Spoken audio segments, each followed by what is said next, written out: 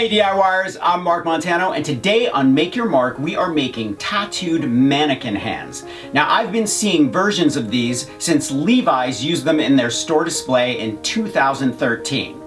Now before I forget, I want you to thumbs up if you like this video and leave me a comment if you have a question about this project or you just want to say hello. Are you ready?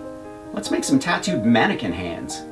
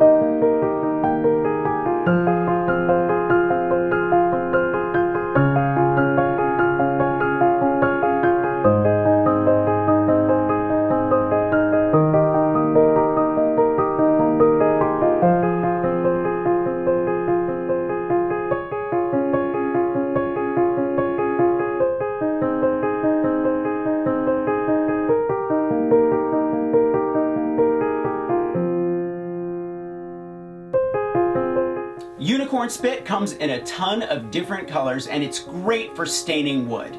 Thumbs up if you like this video, leave me a comment and I will get back to you. Subscribe to my channel if you haven't already. Make sure to press that notification bell so you know when I have a new video. Grab a copy of the Big Ass Book of Crafts and I will see you next week.